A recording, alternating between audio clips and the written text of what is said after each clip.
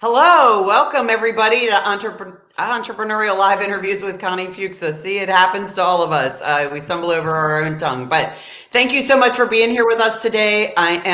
Love bringing this series to you guys so I can share with you just regular everyday people that are doing exactly what you would like to do, but maybe you think that you can't do. And that so you can understand that real things happen from these real people. They saw an opportunity, they felt a pain point, they knew they had to take action, and they just jumped in and started doing it. And then through the process, they went through some things. And I want to share those stories and share that information and expose you guys to these really amazing people that just are regular people like you and I, but they found something and they decided to take action. So today, I'm really excited to introduce you to this gentleman. I met him just very recently, but met him through someone else that I've heard so many stories about. And his story is incredible. It's just really heartwarming. And it also really speaks to the true human being in our spirit. And that really is at the basis of what I wanted to do with this series. So today I have the unique pleasure of introducing you to this amazing gentleman, Nathan Bourne. Nathan, thank you so much for being with me today. Thank you, Connie. Yeah, I'm excited to be here. Absolutely. Well, Nathan, would you just share with us your story? Tell us a little bit about you. Who are you? Where did you come from? How did you get to where you are now? And what is it that you're doing right now? Oh yeah, it's a loaded question. I'm still figuring that out myself, but um, well, it started October 21st, 1988. I guess I don't need to go that far back. That was the day I was born, but Okay, maybe not that day. yeah, That might be important. It might be pivotal, but maybe not every. yeah. So in kind of leading with who, as we call it, learning myself. A major part of my identity is my upbringing, and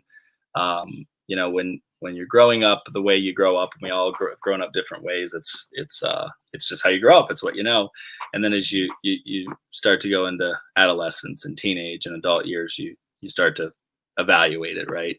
And I kind of had a unique upbringing, to say the least.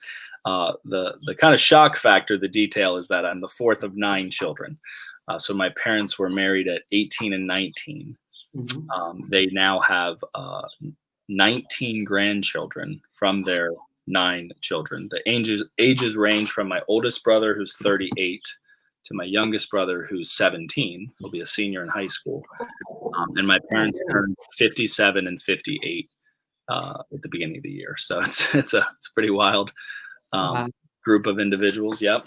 And as you can imagine, with that many mouths to feed, we grew up without a lot of resources, but more on the tangible sides of things. We had a lot of resources in the form of love and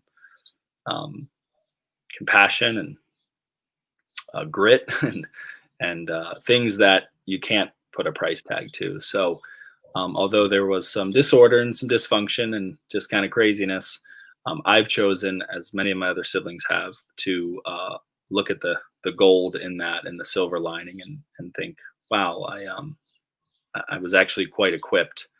And it's interesting, as a millennial, millennials get a lot of flack for being kind of pampered by their parents, or being, getting the participation award, right? So I can't really relate to that. I'm more like someone that grew up during the Depression, but in a millennial's body. So now Wow. the world, especially in times like this, with all that's going on in the world with COVID and just some of the unrest, that the mental and emotional Mhm. kind of rigor that entrepreneurship takes, Yeah. I was kind of equipped at a pretty young age.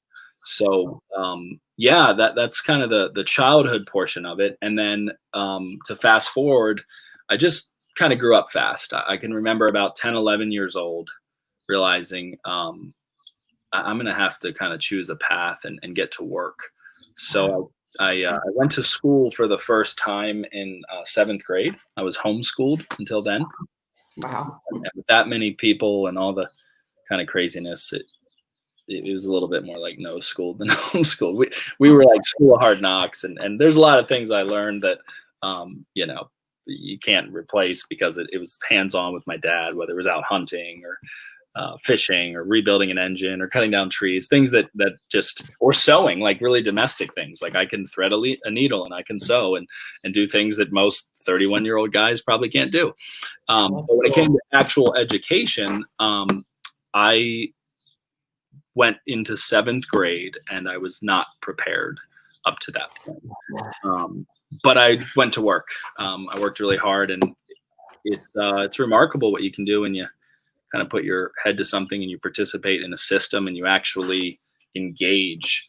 And I think for most kids that dreaded going to school, for me, it was this like playground. I was like, oh my gosh, it's like well lit and it's warm and there's food here and it's free for us because we're on welfare, so we get free lunch and free breakfast and all kinds of new friends to meet. Yeah, this is there's a library. This is amazing. So to me, it was this really great thing that I had an experience. I'd never even seen the inside of a school until 7th grade, and I just engaged and I went to work. And 6 years later, graduating high school, I found myself at kind of the top of the heap as far as high school goes, and I was recruited to wrestle at a number of great schools like Harvard and Stanford, and I chose to go to Penn, so I ended up at an Ivy League school. I was president of the National Honor Society. I was homecoming king, which is the most important of those accomplishments, Connie. Of course. Well, particularly at that age, it is very important. Nah, that's ridiculous. But the point is I engaged in it, and I consumed it. I was all about it. And it's interesting, not to go down that path, but I had a lot of people that were not kind to me during that season because I was so involved and I was in theater and sports and all these things.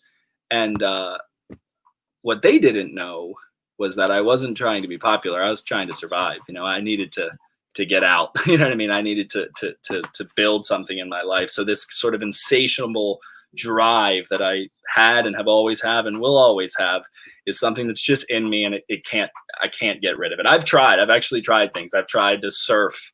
I've even tried to smoke pot and thought that might be fun. Can't do it. I mean, like, I just am driven. It's who I am, and I'm kind of always on. So that's a little bit of my story. I won't go too far down that path, but I can keep unpacking it for you if you'd like.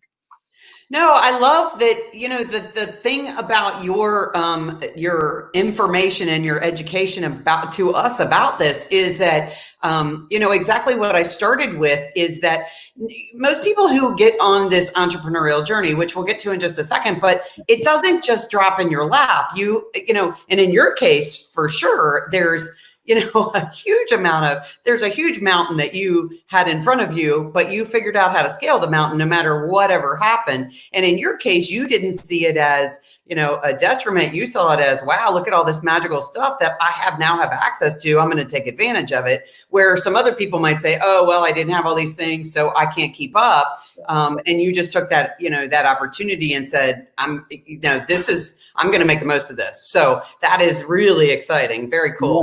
Yeah. Connie, have you seen Slumdog Millionaire, the movie? I have not. Oh, it's great. You should see it. Everyone should watch it if you haven't seen it. The short synopsis is it's in the slums of India, and this young man, he is in a call center, telemarketing, and he gets the opportunity to be on Who Wants to Be a Millionaire, but the version in India. Mm-hmm. And he gets onto the show, and he ends up winning the $1 million. And they think he cheated because they look into his background and they think there's no way somebody from the slums of India would have this much education. What happened was he had a life event for every question that was asked. So what would be like the Regis Philbin of that country asks him the question, and the 4 answers are there. And then it goes back to a time in his childhood where he was peddling shoes and somebody handed him a dollar and he learned something about the president, and all of a sudden he knew the answer, right? So his life events equipped him for that moment that he could then answer all the way until he became a millionaire. It's this really great movie, but it's a really great story and parable for all of us, which is to say, hey, everything that's happened to your life up until this point, it's happened for a reason. And you're Such a learn. probably way more equipped than you realize to start that business. You probably are way better of a leader than you think. And you just Right. have to be crazy enough to believe it. And that's really the secret sauce is I've just turned every adversity into something that I just believe equipped me to do it and do it again and do it better and do it stronger and do it faster. Is it entirely true? I don't know. The chicken or the egg. I don't know. I might really be tricking myself, but it sustains me. And Yeah, absolutely. that makes sense. Super cool. So share with us. So out of school, you've gotten out of college, you graduated college, through the wrestling scholarship, you went through college, you got all that education, and what do you do next? How do you know what to do next? Here's the guy that, is making it up as he goes along because of all of these experiences. Totally. Fun fact, I actually didn't finish school. So I went to Penn, and then after 3 years, so I was there from 2006 to 2009. In the fall of 2009, I actually left. I had just some pressures that were happening at home with my family and younger siblings and all financial. And I decided to take some time off, and I started working with a company that is actually now a partner of MyCORE's. And I started making money. I actually made $35,000 my first 4 months with that company. And I broke some kind of records, and nobody had ever seen a 20-year-old do that before, because most 20-year-olds were hungover, and I was getting up and getting after it. So I actually did not graduate from Penn, so I'm an Ivy League dropout. Wow, that's interesting in itself, because your progression through, from here up through the 6 years you were in public school, Yep. and what you did with that, and then going into college, and then life's adversities made that change, but then you found this other opportunity, took advantage of that opportunity, figured out how the business world worked, figured out how to make it work for you, and then went to the next step. So then give us a little bit of the transition from there to where you are now, because that's a story in itself as well. Totally. Yeah. So for 7 years, I was with that company, and they're a phenomenal company. They've been in business for 50 years. They're really an amazing leadership company that happens to provide legal and an identity theft service. Mm-hmm. So we talk about being a student. I remained a student. I was a student of leadership. I was a student of just all that it takes to be an entrepreneur. Mm-hmm. So I kind of say that I got my doctorate in those 7 years, in these categories that school cannot teach you. Mm-hmm. I was there at Wharton and around it. I actually was in the college, but and I love education. I love higher education. I have a great deal of respect for it. We have to get a combination of our learned knowledge and our activity knowledge. And nice. Most people do one or the other. Few do both. Mm-hmm. Most people either are doers and they go out and they just do. And mm-hmm. They don't tend to do very well financially. They're very hardworking. This is kind of how some of my family members are. They're the hardest workers I know, but they'll probably, I don't wish this upon them, they'll probably not be financially independent because they're doing. And then others are thinkers, right? But they don't necessarily do.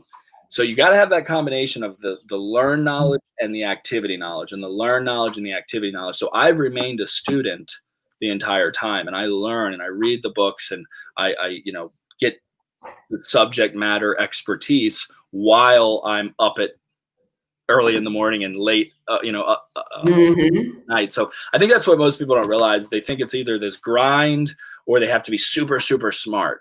And it's not. You have to blend those two things. So in 7 years down the road, which was January of 2016, is when I was inspired to make a pivot and to launch MyCORE. So I lived off of my residual income that I had built with that company all of 2016. And I formulated the company. And then we launched in officially took on our first client January 1st of 2017. Our clients are local businesses and nonprofits, 1 to 100 employees. And we finished that first year. It was really our second year, but first year of client acquisition with about 50 clients. And then we tripled in 2018 to 150. And we were growing, we were scaling, but I realized this isn't sustainable if we don't build it to be cloud-based. We need to make it fully remote. And this was all pre-COVID-19, obviously. Didn't have a crystal ball, but just knew we needed to be agile. We needed to be mobile, and that in today's world, this is the workplace. Yeah, right here. absolutely. It's not an office. It's not even home. It's what's in the palm of your hand. So if your company does not exist in the palm of your employees' hands and the palm of your clients' hands, you are behind. You're not in trouble. You're not going to fail, but you're behind, and you've got to catch up because that's the way of the world. So kind of tore it down, started over, trashed it of sorts, took the good parts of it, and then kind of relaunched. It was actually a separate entity. It went from what was MyCORE Benefits to who we are today, MyCORE Inc. And just kept iterating through it, remained a student, and now today we're rocking and rolling and growing at a nice pace, and we're really doing something special in the market that I'm proud of. So what is MyCORE? Tell us those, for people who don't know, what your business is and why did you think this was something that you needed to do? For sure. Yeah. First, I'll share our mission because it's what drives everything. Our mission, our North Star, is to be the world's most employee-centric company. We talk about something, I kind of say, when we put on the lens of MyCORE, we put on our MyCORE glasses. In one lens, we have the EX, the employee experience. And in the other lens, we have the CX, the client experience. Most entrepreneurs, most businesses, they're so focused on the client experience. In fact, Amazon's mission is to be Earth's most customer-centric company. And I thought, it's no wonder their employees are so upset because they're doing everything they can to get the client happy, and they're willing to compromise at the employee level. But you're only ever as good as your employees. You're only as ever good as your team. And you can exhaust that. And you can replace it. You can find more people. You can burn in turn, but it will eventually catch up to you one way or the other. So I looked at that in a mission and I said, that's a flawed mission because it starts at the employee level. It starts for the experience for the employee. And even if you unpack it further, I think the word earth versus the word world matters because earth is geography. I think there's ego there. I want to be the king of the world, the earth, I want to be the #1 company. But a world is something that's customizable. That's your world. That's my world. We have clients with 1 employee. We have clients with 100 employees. And that's their world. And we want to come in and shield up that world and start at the employee level, the employee experience, and then have it cascade into the client experience. So that's really like who we are and why we exist. What we do, simply put, is we provide a subscription. It's really awesome for payroll, benefits, HR, and then we marry in the 401k as well as bookkeeping, accounting, and taxes. So we take these very core parts of a business, fully integrate them in technology. They're accessible in the palm of the hand, and then we provide a dedicated support team ongoing as part of that subscription. So. Nice. So basically in those small businesses, you take all of those ancillary things that do not come with running that business and take it off of the CEO's hands or the business owner's hands, so they don't have to worry about that. They can focus on taking care of their employees and creating that strong business model that they have. That's fantastic. Very exciting, all in one place. And for the small business to make that, so succinct and so affordable is just incredible. That's a really cool mission. So what made you decide, you've been with this company for 7 years and then you decided to go out on your own, start this business, do this thing. What took you from there to there? Totally. I recognized a problem. One, I was completely aligned with, and still am, the mission of that company. That company is called Legal Shield. And their mission is to create equal justice under law. And as somebody that grew up experiencing injustice due to financial reasons, not because of my race or my age or my gender, but I knew that, wow, the color of justice is green, that in many cases you get as much justice as you can afford. And I it just grabbed me. It compelled me at 20 years old, and I went after it. And I loved their service, loved their membership, and couldn't quite understand why it wasn't in every household. Yeah. And what was happening is we would go, there's kind of two sides of that house, just to tell you the story, to answer the question. One is kind of directly marketing that membership, and the other is doing it through an employee benefit. So we go into these employee benefit enrollments, and I recognized how fragmented it was and how siloed it was. It was just a bad experience, because if you wanted to offer a benefits package to your employees, you had to go out and find a health insurance broker, and then you had to get a supplemental health insurance agent like a Aflac or a Colonial Life. And then you had to come to the Legal Shield and get a Legal Shield associate. Then you had a life insurance and a financial advisor. And there might even be someone from a local bank and a pet insurance. It was a disaster. So there'd be multiple vendors trying to all sell your employees all at the same time. And then they didn't have the data all in one place. So they're collecting Social Security numbers on paper multiple times. And I'm looking at this in 2016. I'm like, I can't believe this is the way it is. What's going on? Why don't we put this all in one platform and get one team to work in unison? And that was the original concept for MyCORE. And we ran with that, as I shared earlier, and we grew to 50 and then tripled to 150. And then I realized there was even further fragmentation, because what was happening is the payroll and the benefits and those infrastructures weren't integrated. They weren't communicating with one another. So the local business had to punch in the deductions, or a new hire came on board and they had to collect their I-9 and their W-4 and their direct deposit information and a picture of their license or passport, and then enter it into their payroll system. I'm like, this needs to all be put together too. So, and it's just the rabbit hole is deeper, because we did the payroll, benefits, and HR, and then I'm like, oh my gosh, 401k needs to be in this. And why isn't bookkeeping and accounting and taxes all in one place? Why do you have to go to your bookkeeper over here and your CPA over there, and they don't communicate with each other? So it's just been this whole exercise of integrating in tech, but integrating in touch.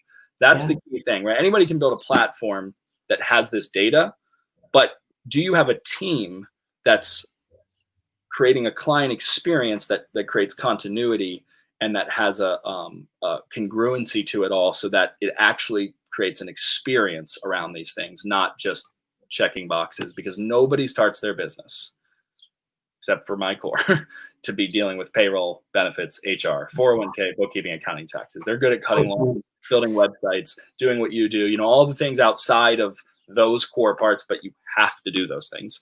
And they can jam you up hugely if you don't have them turnkey. Yeah, absolutely. I love it. I mean, you actually, through your business model, bring up so many things that we talk about on this series, about all the things that entrepreneurs don't know when they start a business, all the things they need to know, all the pieces that they just don't even know about. And so, it's just fabulous to have you on with us today, because exactly that, sharing your business is also sharing, very generically or very organically the things that people, that we talk about pretty regularly here, that people just don't know that they need to know. So I love that. It's really funny.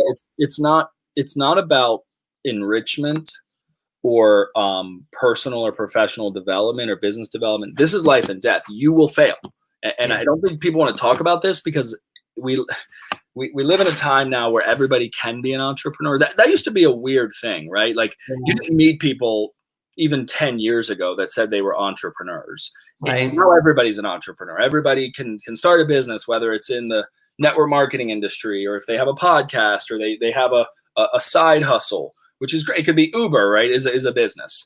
And that's awesome. I love it, because it's creating such creative energy, and it's eclectic, and it's the stuff that I live and breathe every day and just get jazzed by. The challenge is there's this little thing called cash flow, and you have to have it. And there has to be more coming in than going out. And if you don't get these items in your business out of the way, sadly, you will think you're being productive when you're really just busy. And then your busyness will kill you, because you stop doing the things that made you successful. Nothing feels like success. Most people fail because they succeed. They go out and they get a handful of clients. They go out and they, launch something and it gets steam, and then they stop doing the things that they did up to that point, right? It's like the person that reaches their weight loss goal and then they stop doing the things that they did to get them there. And then they wonder why they gain all the weight right back. Right. Yeah. So Yeah. Great analogy. yeah, Yeah. really Absolutely. emergent thing. It's something that we're like, hey, you have to do this. We're a little like hardcore about it, because if not, you're going to go out of business. You're going to flounder. That's correct. That's correct. Nathan, tell us, with all of the magic that you've experienced, good, bad, and different, and I mean all the things that you've gone through, and so much more to grow with where you guys are going. Tell us what your go-to piece of advice is for somebody starting a business, running a business, somebody who hits that mud puddle and just can't seem to pick themselves out of it, whatever that happens to be. Tell us your go-to, Nathan Bourne's go-to advice in your business. For sure. Yeah, I try to live by a handful of good philosophies that drive my attitude, which ultimately results in my actions and gives me my results and then my life from there. But to pick one, I would say that if you have 6 hours to cut down a tree, spend 4 hours sharpening your axe and 2 hours cutting down the tree. I think what happens is people come into the entrepreneurial world and they use the same dull axe and they wonder why the tree doesn't fall. Gotcha. Work harder on yourself than you do on your business, because we're all the lid to our business. Our business is only ever going to grow based on how much we're willing to grow. And there's some caveat here. There's some real nuanced stuff that you've got to dig a little deeper into these philosophies, because what often happens is that if you are bold enough to start a business, you're probably not meek. You're probably talented. You're probably confident. You're probably relatively well-spoken, and you're probably capable. You're able to do a lot of things. That is your greatest strength. It also can become your biggest weakness, because people will not want to work with you unless they feel that you genuinely need them. The reason I'm a world-class builder of team and people is because I have so many flaws and so many holes and so many deficits that people come into my life and go, that guy needs help, like maybe a little bit up here, but like he needs some tangible help. And I think I can fill that role.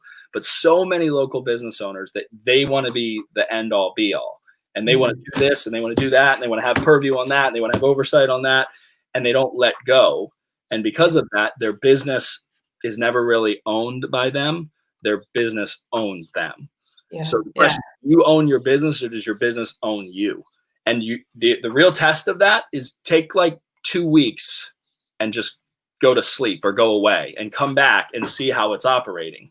Yeah. And if it's awry, it's because you haven't sharpened that axe and helped the other people in your team sharpen that axe. And they don't have to be employees. It doesn't it can be partners. It can be, people that you collaborate with, but everybody has to be working to better themselves. And then through that, naturally, the business would grow. So hopefully that lends some value. Yeah, good, excellent information and piece of advice. And I love how you weaved it through different thoughts about that, because all so very true. And I think things that people really need to hear as they're working through, issues or struggles, or as they're starting out. I mean, I think that's huge. That's a great piece of advice, and with huge tones all through it on different levels of the people involved in that business. So, so does MyCORE, do you have anything coming up? Any specials going on? Something you want to share with everybody? Some getting ready to launch something that you can share with all of us?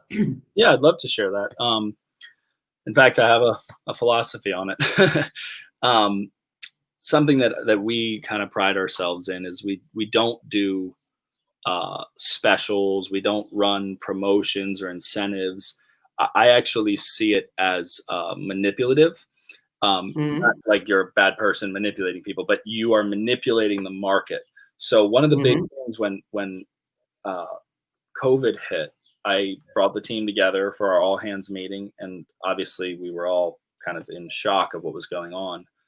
But from a very just tactical standpoint, I said, so business as usual, nothing changes, because we built MyCORE to be timeless, to be crisis proof, to be universal. And people asked on the team, hey, are we going to lower our prices? Are we going to do a special? No. Yeah. We are as valuable. We're more valuable. Our stock just went up because of this. Our price is even less. It's like, oh my, you guys do it for that? So we did make one exception, and it's because of who the people are. I'm excited about this. So we just launched MyCORE for veterans.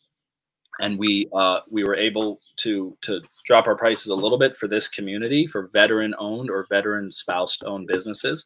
But I want to speak to it because here's the thing about veteran-owned businesses and veterans in general. My oldest brother was a major in the Marine Corps, something I just kind of learned from being around him. When a veteran walks into Mission Barbecue, they're willing to buy their own drink. They're okay. They can afford it. They're fine with it. It's a respect factor. It's to say, hey, you served our country. This is on us. So we've developed this entire kind of package called MyCORE for veterans that we're really proud of. And we've dropped our prices a little bit, not because we don't think that business owner should pay X and others should pay Y, but because we say, hey, we respect what you've done. We thank you for shielding up our country. We want to shield up you and your business and your employees. So if anyone listening or knows of anyone that's a veteran-owned business, we're super excited about that. And we just partnered with a gentleman out of Annapolis that his business is consulting veteran-owned businesses. So we're collaborating there, and that's pretty exciting.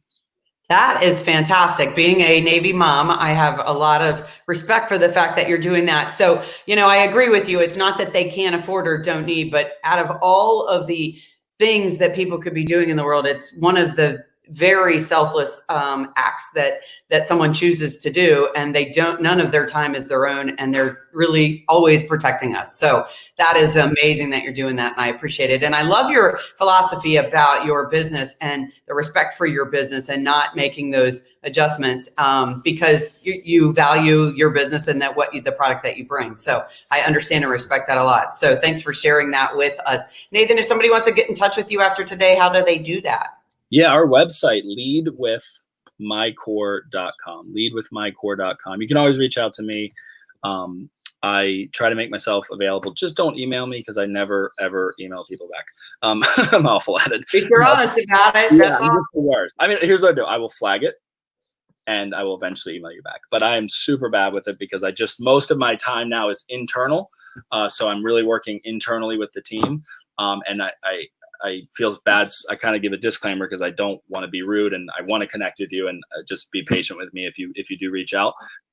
But if you are interested in MyCORE kind of as a whole, go right to our website, leadwithmycore.com, and you can access us that way. And then, of course, on all the social platforms, you can hit me up on LinkedIn. I'd love to connect. Just give me That's what I was just going to say is he's on LinkedIn and Facebook and all of those areas. So those are great ways to reach out too. We've talked a little bit on that. So I know that's a really good area to do that too. So, I love the honesty and I appreciate it. Nathan, I can't tell you how much I appreciate you being on with us today. So many good juicy information, so much good conversation. I wrote a lot of notes, but not a lot of opportunity to ask you detailed questions about that because we just don't have enough time. So I really appreciate your time and all of your knowledge and your experiences, your life experiences, both up and down, not positive and negative, because I really agree with you. It doesn't sound like any of it's negative. It was all learning experiences. And I love that. And I love to share those kinds of things too, that we don't experience failures. We experience learning every time something happens to us, good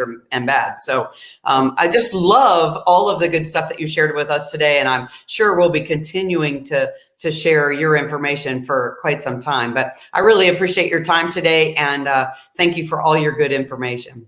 Totally. Thank you, Connie. Yeah, I had heard great things about you through Cheryl, our head of business development. She's a delight and super passionate about MyCORE. She has a tattoo of our shield.